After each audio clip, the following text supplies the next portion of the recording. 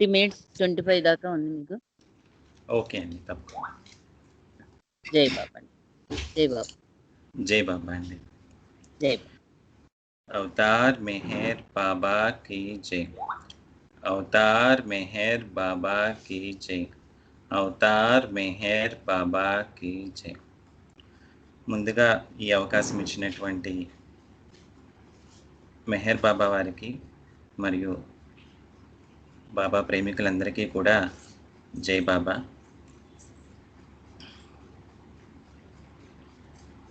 బాబా ఎప్పుడు మనకి తెలియజేస్తూ ఉంటారు, నేను మేల్కొల్పుటకే వచ్చాను, బోధించుటకు రాలేదు అని.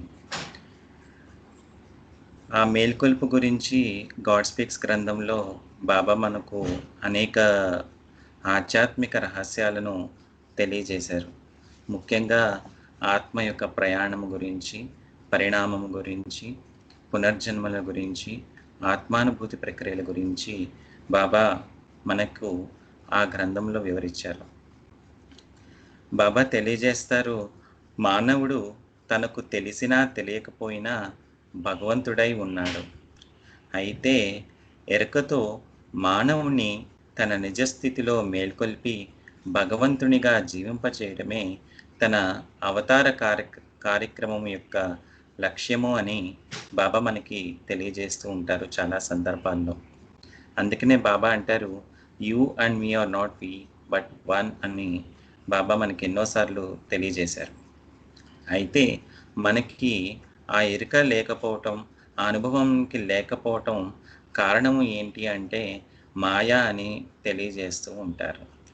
ఆ మాయని మనము ఛేదించుకోవాలి అంటే మానవ జన్మ వచ్చాక తన ఆత్మానుభూతి ప్రక్రియ అప్పుడు 7 మడతల ముసుగు అనేది ఒకటి ఉంటుందని బాబా తెలియజేస్తూ ఉంటారు.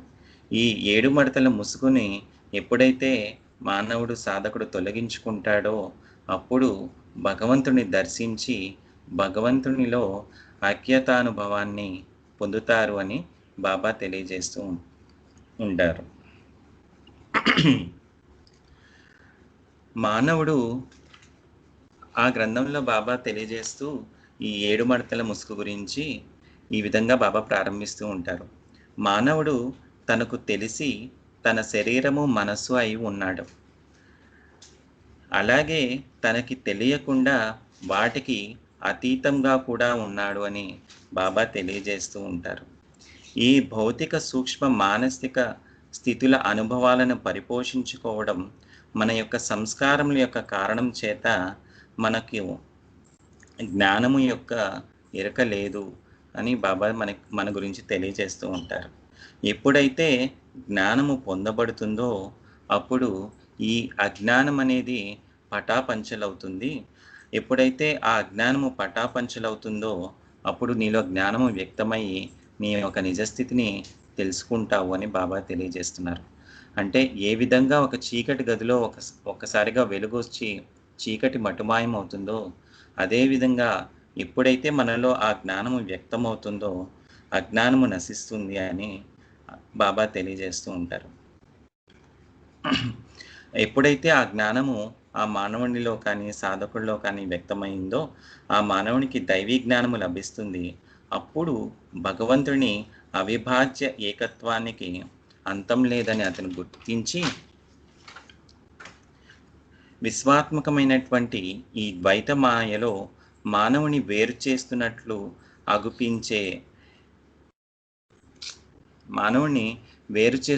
అగిపించే కారణం గురించి బాబా తెలియజేస్తూ అది ఒక ముసుగు లేక తెరగా అభివర్ణిస్తూ ఉంటారు.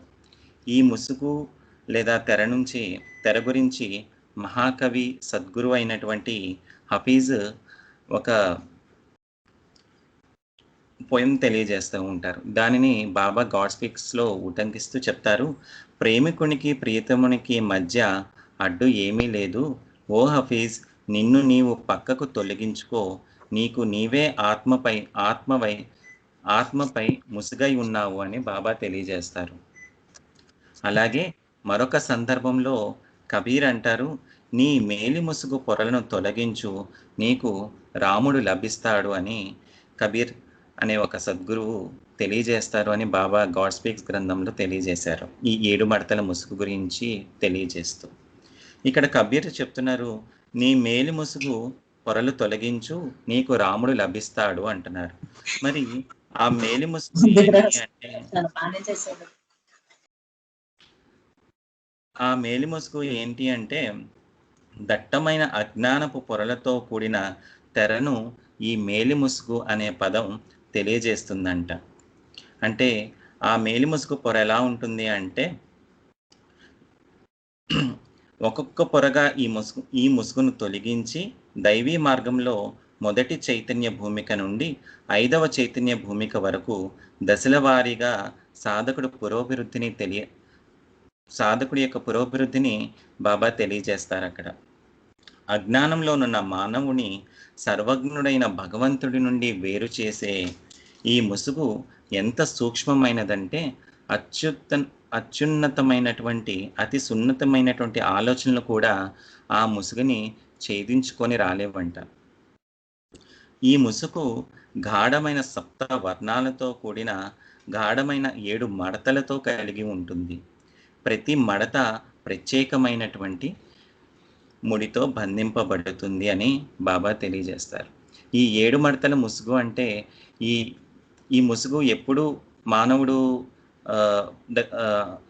ఆత్మ ప్రయాణంలో ప్రారంభమవుతుందంటే, ఎప్పుడైతే ఈ పునర్జన్మలలో ఉన్నప్పుడు తన అంతర్ముఖం అవుతాడో, ఆ అంతర్ముఖం అవుతున్నప్పుడు ఈ ముసుగులనేది ఒక్కొక్కటిగా తొలగించుకుంటూ వెళ్తాడు అని బాబా తెలియజేస్తూ, ఆ ముసుగు తొలగించుకోవడానికి అనేకమైనటువంటి మార్గాలను బాబా అక్కడ తెలియజేస్తూ ఉంటారు. అయితే ఆ మార్గాలు ఏంటి అంటే, ముఖ్యంగా మానవుణ్ణి ముఖమునందలి సప్తద్వారాల గురించి అక్కడ తెలియజేస్తూ ఉంటారు. 1 నోరు, 2 ఎడమ నాసికారంధ్రము, కుడి నాసికారంధ్రము, ఎడమ కన్ను, కుడి కన్ను, ఎడమ చెవి, కుడి చెవి.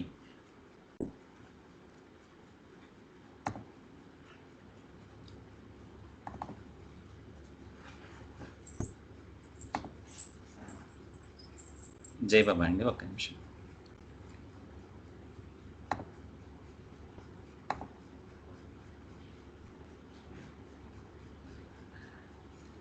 ఇక్కడ స్క్రీన్ మీద బాబా వారు గాడ్ స్పీక్స్ లో తెలియజేసినటువంటి మొదటి చార్ట్ కనబడుతుందా అండి?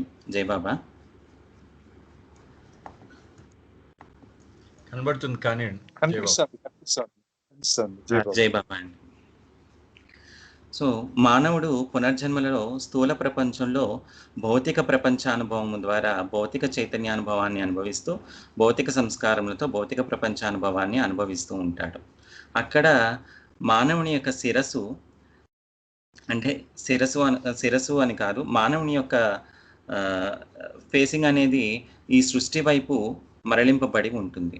అది ఎప్పుడైతే అంతర్ముఖమవటం ప్రారంభించిందో అప్పుడు అది భగవంతుని వైపు ఉన్ముఖమవుతూ ఉంటాడు. అలా అవటానికి 7 ద్వారాలు ఉన్నాయని బాబా తెలియజేస్తూ ఉంటారు. ఏమిటి ఆ ద్వారాలు అంటే, నోరు, ఎడమ నాసికారంధ్రము, కుడి నాసికారంధ్రము, ఎడమ కన్ను, కుడి కన్ను, ఎడమ చెవి, కుడి చెవి అని తెలియజేస్తూ, ఈ 7 ద్వారములకు 7 ప్రాథమిక సంస్కారాలు ఏమిటి అంటే, ఆ సంస్కారాలు కామము, క్రోధము, లోభము, మోహము, మదము, మాత్సర్యము, అహములకు సంబంధించినటువంటి 7 మూల కోరికలతో కూడుకున్నటువంటి 7 వర్ణాలతో కూడుకున్నటువంటి ప్రథమ సంస్కారములతో ముడివేసుకొని ఈ 7 మడతల ముసుగు ఉంటుంది అని బాబా తెలియజేస్తూ ఉంటారు. ఈ 7 పొరలు 7 రంగులు కలిసి ఉండి ప్రతి పొరకి ఒక ముడి ఉంటుందంట. 7 రంగులు ఈ అరిషడ్ వర్గాలకి అహమునకు సంకేతాలు అని బాబా తెలియజేస్తారు.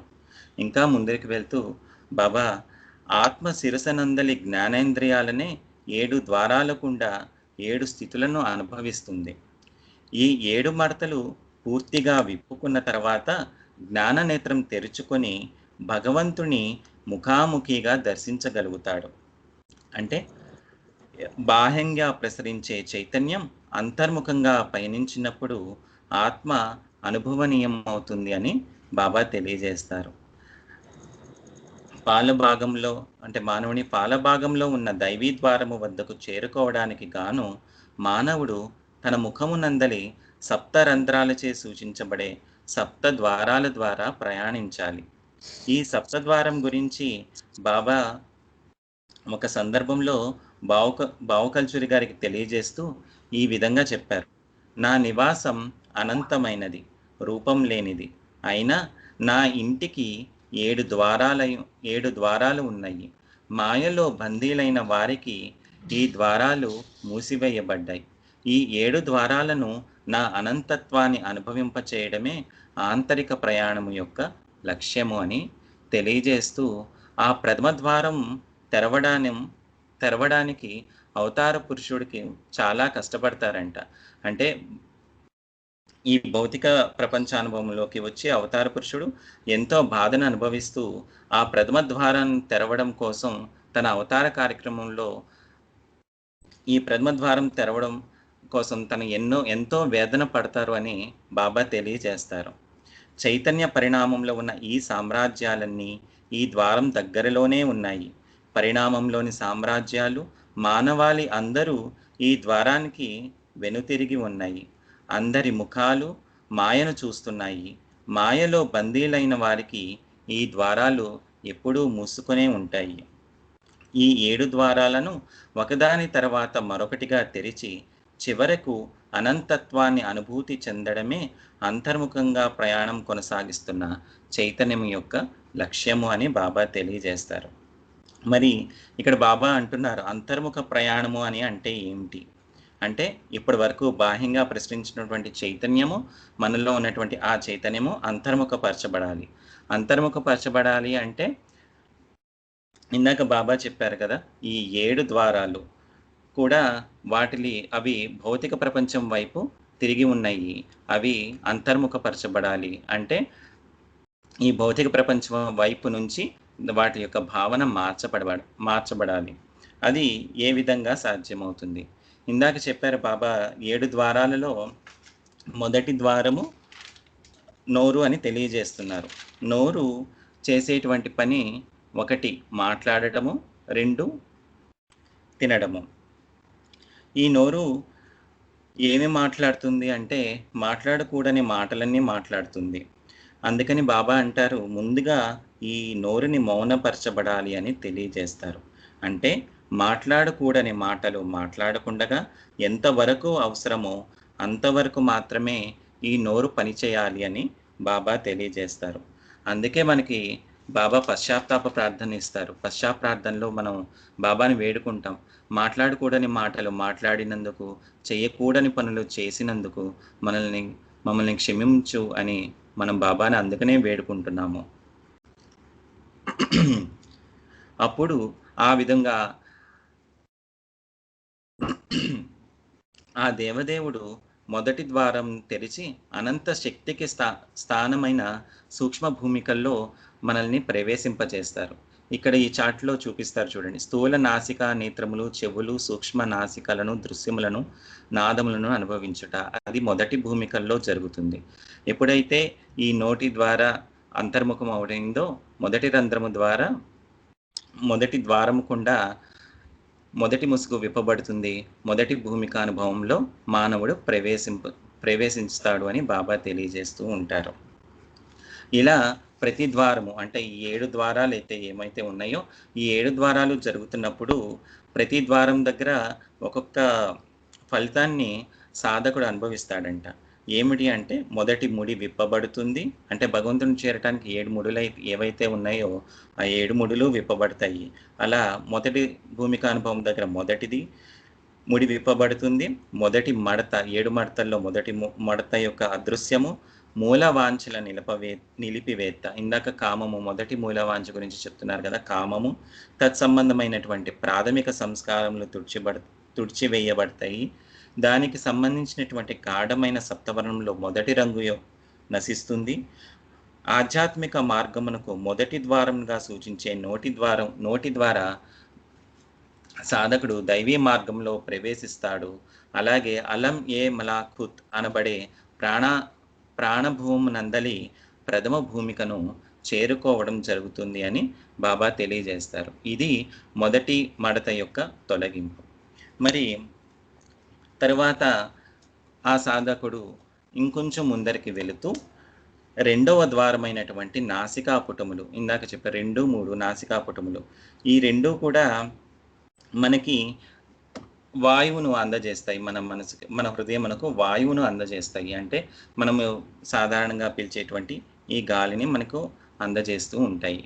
అయితే బాబా అంటారు, ఈ వాయువు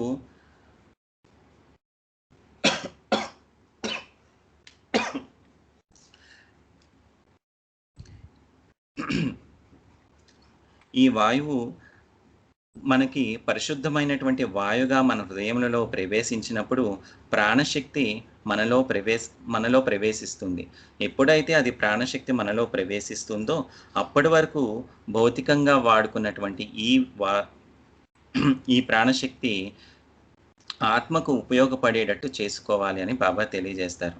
దీనికి మన పూర్వీకులు కొంతమంది ప్రాణాయామము అని, అనులోమ విలోమ ప్రాణాయామం ద్వారా కానీ ఈ విధమైనటువంటి సాధనలు చేస్తూ ఉంటారు. కాకపోతే బాబా ఇక్కడ మనకి తెలియజేసిన ఈ ప్రాణాయామం అనేటువంటి ఈ సాధన యోగముకు సంబంధించినది కాదు. బాబా మనకు ఇచ్చినది నేను అనుకున్నటువంటి ఈ శరీర ప్రాణ మనసుల తాదాత్మ్యతతో జీవిస్తున్నటువంటి మన ప్రాతిభాసిక అస్తిత్వమును విడిచిపెట్టడమే బాబా వారు ఇచ్చినటువంటి సాధన యొక్క లక్ష్యము. ఎప్పుడైతే బాబా వారు చెప్పినటువంటి ఆ విధమైనటువంటి సాధన మనలో కలిగినప్పుడు ఈ ప్రాణాయామము ద్వారా ఈ ప్రాణశక్తి వాయువును విడిచిపెట్టబడినప్పుడు అది మన హృదయమునకు చేరి వాయువును విడిచిపెట్టి శక్తిని తనలో ఉంచుకుంటుంది. ఆ శక్తి ఆత్మానుభవానికి మాత్రమే అది ఉపయోగపడుతుంది. అప్పుడు రెండవ రంధ్రము ద్వారా రెండవ భూమికానుభవమును, శక్తి యొక్క ఎరుకను పొందుతాడు. తర్వాత మూడవ భూమికానుభవంలోకి ప్రవేశింపజేస్తాడు. అది మూడవ రంధ్రము. ఇందాక చెప్పారు కదా, మూడవ ద్వారము. 2 చెవులు ఉన్నాయి అని తెలియజేస్తున్నారు కదా. చెవుల ద్వారా మనం వింటూ ఉంటాము. చెవుల ద్వారా వినకూడనివన్నీ ఎన్నో వింటుంటాము. ఈ వినడం ద్వారా కూడా మనకు ఆత్మకు సంస్కారాలు చేకూరుతాయి. అయితే ఎప్పుడైతే వినకూడని మాటలు వినకుండా అవసరమైనంత వరకే తన యొక్క చెవులను ఉపయోగిస్తాడో అప్పుడు మరి కొంత సాధన ద్వారా మూడవ భూమికానుభవంలో మూడవ భూమికానుభవంలో సూక్ష్మ ప్రపంచానుభవాన్ని అనుభవిస్తాడు అని అక్కడ బాబా తెలియజేస్తూ ఉంటారు. ఇలా నిరోధించుకోగలిగినప్పుడు ఇక్కడ మూడవ పొర కూడా తొలగింపబడుతుంది అని బాబా తెలియజేస్తూ ఉంటారు. ఇంకా అభివృద్ధి సాధించగలిగినట్లయితే సాధకుడు సూక్ష్మ భువనము నందలి అత్యుత్తమైనటువంటి భువనము 4వ చైతన్య భూమిక వరకు పురోగమిస్తాడు అని బాబా తెలియజేస్తారు. అంటే 4వ చైతన్య భూమిక వరకు వచ్చేసరికి ఇందాక చెప్పారు బాబా ఆఖరిలో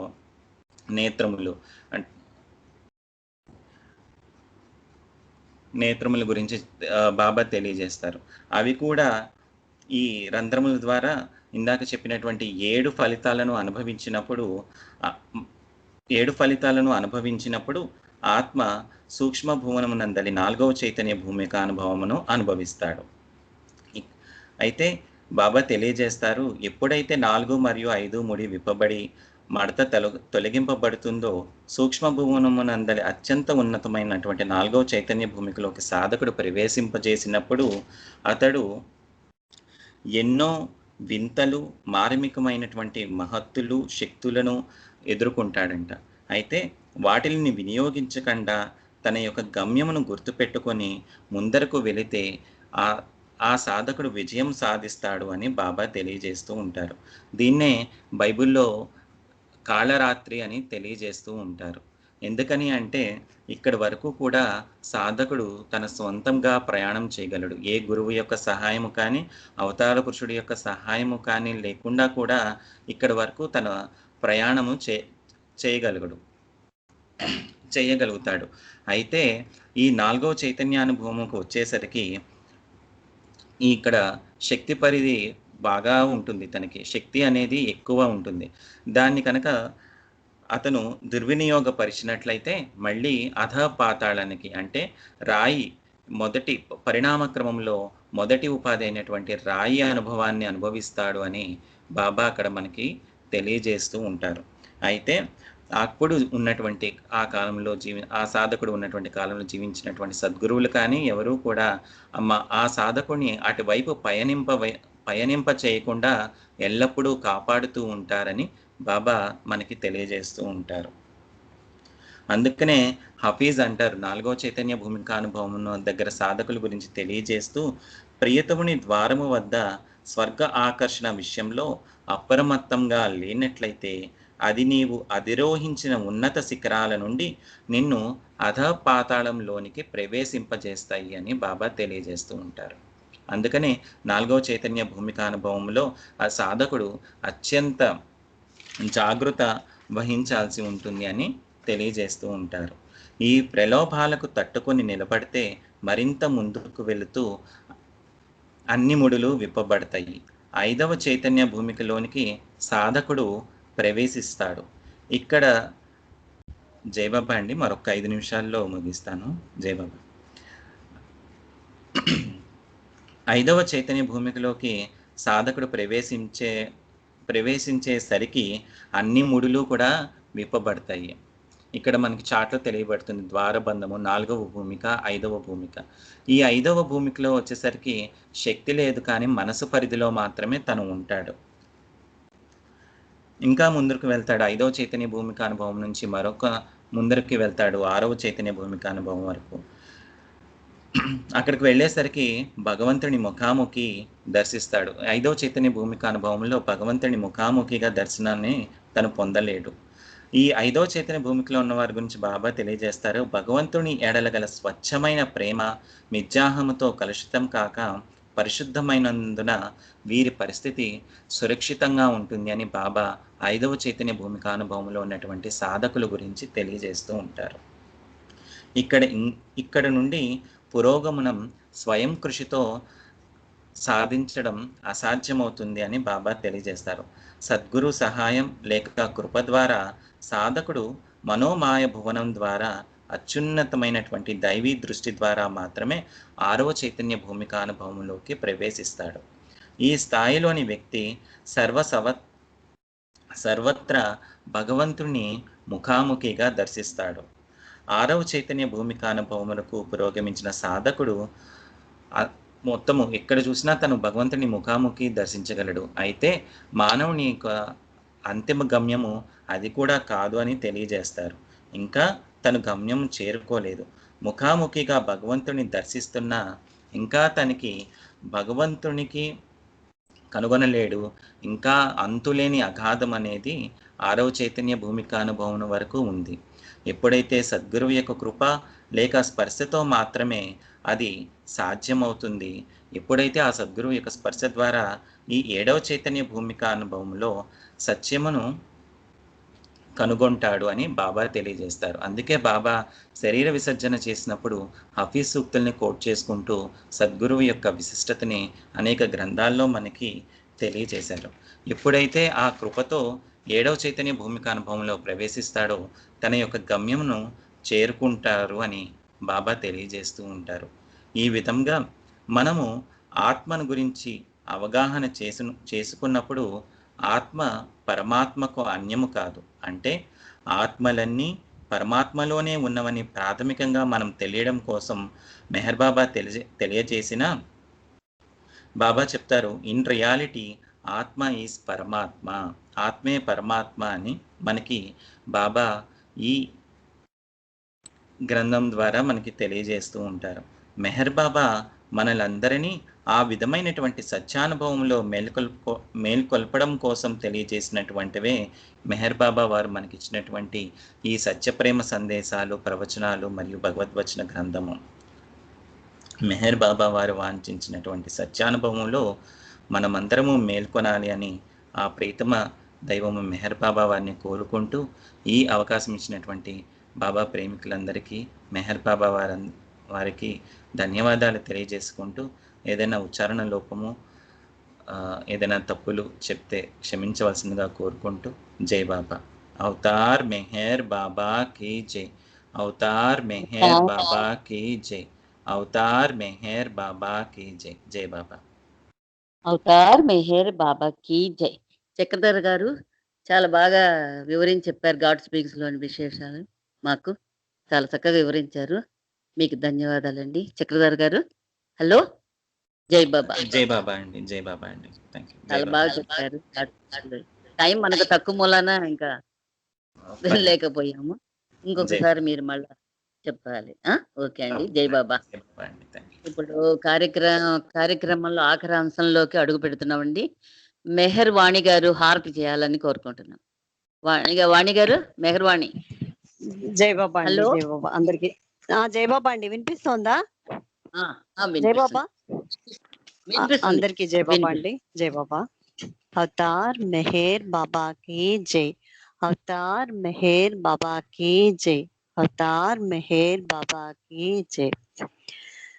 తనువులు చేసాము హారతి, మౌన రూపా మెహరీసా, మా మనసులు చేసాము హారతి, ప్రేమ రూపా హృదయేసా, తనువులు చేసాము హారతి, మౌన రూపా మెహరీసా, మా మనసులు చేసాము హారతి, ప్రేమ రూపా హృదయేసా, మౌన రూపా మెహరీసా, ప్రేమ రూపా హృదయేసా, తలపుల మాటల చేతలతోని తలపే మధురం ప్రేమమయా, తలపుల మాటల చేతలతోని తలపే మధురం ప్రేమమయా, నీ తలపే తలపులకు తావుగా, నీ తలపే తలపులకు తావుగా, మలిచావా మము ప్రేమ సాగరా, మలిచావా మము ప్రేమ సాగరా, తనువులు చేసాము హారతి, మౌన రూపా మెహరీసా, మా మనసులు చేసాము హారతి, ప్రేమ రూపా హృదయేసా, మౌన రూపా మెహరీసా, ప్రేమ రూపా హృదయేసా, ప్రేమ విధేయత శరణాగతులే ఆవశ్యకమని చాటితివి, ప్రేమ విధేయత శరణాగతులే ఆవశ్యకమని చాటితివి, నేటికి మోకవి లేకపోయినా, నేటికి మోకవి లేకపోయినా, కాచితివా మము శ్యామ సుందరా, కాచితివా మము శ్యామ సుందరా, తనువులు చేసాము హారతి, మౌన రూపా మెహరీసా, మా మనసులు చేసాము హారతి, ప్రేమ రూపా హృదయేసా, మౌన రూపా మెహరీసా, ప్రేమ రూపా हृदये सा आ